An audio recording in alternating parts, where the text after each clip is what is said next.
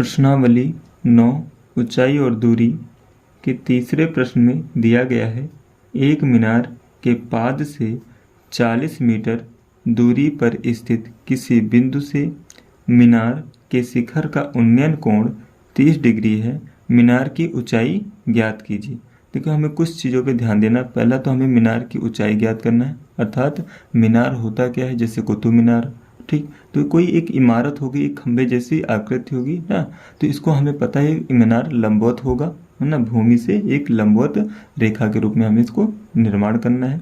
तो हमें पता चल गया कि लंबवत दूरी हमको ज्ञात करनी है, ठीक। ऊपर से यहाँ पे क्या दे रखा है, उन्नयन कोण हमें दे रखा है। उन्नयन कोण कितना है, 30 डिग्री, ये दे रखा है। और क्या दे रखा है कि मीनार के पाद मतलब आधार बिंदु से, जहाँ पर ये इसका आधार बिंदु होगा, वहाँ से 40 मीटर की दूरी, अर्थात ये क्षैतिज दूरी हो गई। तो आपको दूरी कैसे दे रखी है, 40 मीटर दूरी आपको दे रखी है, ठीक। तो आपको पता है क्षैतिज, आपको दूरी पता हो गई, कोण पता हो गया, आपको केवल लंब ज्ञात करना है, अर्थात मीनार की ऊंचाई ज्ञात करनी है। तो हमें क्या करना होगा, इसको हल करने के लिए सबसे पहले इसमें हमें चित्र का निर्माण करना होगा। तो पहले हमें मीनार की ऊंचाई ज्ञात करने के लिए हमें पहले मीनार बनाना पड़ेगा। तो हम एक मीनार बना लेते हैं। माना ये मीनार है हमारा, ये क्या है, मीनार है। इसका शीर्ष बिंदु ए है और ये पाद कह रहा है, पाद मतलब आधार, तो आधार इसका क्या है, बी, ठीक। ये हमारा क्या है, मीनार है। और इसकी ऊंचाई हमें ज्ञात करनी, तो ऊंचाई हमको पता नहीं, तो हम h मान लेते हैं। इसकी ऊंचाई कितनी है, h है, ठीक। और इसके कह रहे हैं कि आधार बिंदु अर्थात पाद बिंदु से अगर हम कितनी दूरी पर जाएं, 40 मीटर की दूरी पर जाए, तो हम मान लेते हैं यहाँ पे हम 40 मीटर दूरी पे आ चुके हैं। ये बिंदु C हो जाएगा। तो इसके बीच की दूरी कितनी है, 40 मीटर है। यहाँ तक की दूरी कितनी है, 40 मीटर है। और इसका उन्नयन कोण, अब हम यहाँ पर आ गए हैं, 40 मीटर दूर आ गए हैं, ठीक। पाद बिंदु से, इसके मीनार से, हम यहाँ मीनार के पास खड़े थे, तो यहाँ से हम चलते चलते चलते चलते कुछ दूर पे आ गए, मान लिया बिंदु C पे आ गए। अब हमने जाना कि इतनी दूर की जो दूरी है वो कितनी है, 40 मीटर है। अब यहाँ पर आके हम क्या दे रहे हैं, इस मीनार को देख रहे हैं, ऊपर की ओर देख रहे हैं, इसके ना शीर्ष को देख रहे हैं। तो शीर्ष को देखेंगे तो एक क्षैतिज रेखा बनेगी ये, और एक दृष्टि रेखा ऐसे जाकर मिल जाएगी इससे, ठीक। तो ये जो क्षैतिज रेखा और दृष्टि रेखा, इनके बीच में एक कोण बनेगा, उन्नयन कोण।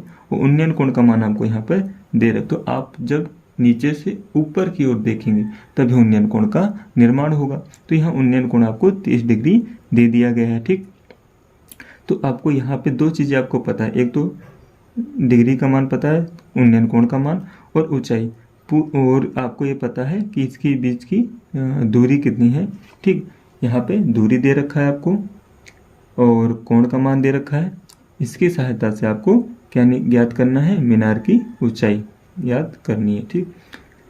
तो अब हम इसको चलिए हल करते हैं। देखिए यहाँ पे हम मान लेंगे, माना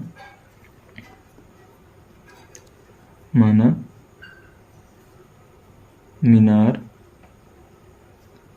ए बी, मीनार क्या है, यहाँ पर ए बी है, की ऊंचाई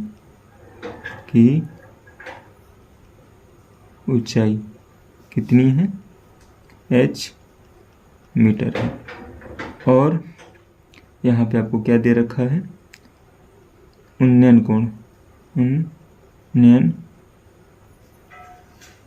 कोण अर्थात थीटा, इसका मान आपको 30 डिग्री दिया है।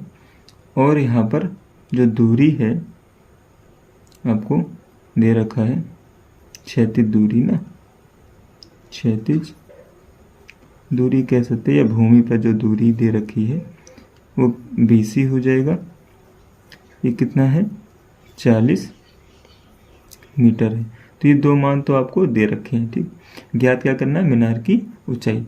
आप देख पा रहे होंगे कि यहाँ पे लंब है, मीनार को हम लंब बोलेंगे क्योंकि आपका समकोण त्रिभुज का निर्माण हुआ है। तो ये लंब है और ये आधार है और ये कण है। तो यहाँ पे संबंध किस में है, लंब और आधार में। तो जब लंब और आधार में संबंध होता है तो यहाँ पे हम फॉर्मूला क्या लगाएंगे, tan थीटा का, क्योंकि आपको पता है tan theta is equal to लंब बटे आधार। तो लंब का मान है AB, तो यहाँ पे लिखेंगे A बी, वो बट्टे में क्या हो जाएगा, BC, ये आधार हो गया।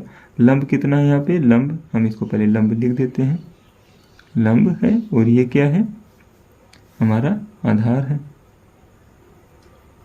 आधार, ठीक, इसको हम आधार बोलेंगे और इसको हम लंब बोलेंगे। लंब बटे आधार, tan थीटा बराबर लंब बटे आधार होता है। लंब का मान AB और आधार का मान BC, ठीक। अब जो इसके मान है उसको हमें लिखना है, tan, चलिए यहाँ पे 30 लिख देते हैं, तो लिखते हैं tan थीटा के स्थान पे क्या लिखेंगे, 30 डिग्री, और AB के स्थान पे क्या लिखेंगे, H, क्या लिखेंगे यहाँ पर, H, और BC के स्थान पर हम लिखेंगे 40 मीटर, ये 40 हो गया। tan 30 का मान कितना होता है, 1/√3 होता है, और यहाँ पे H बटे ये 40 ही रहेगा।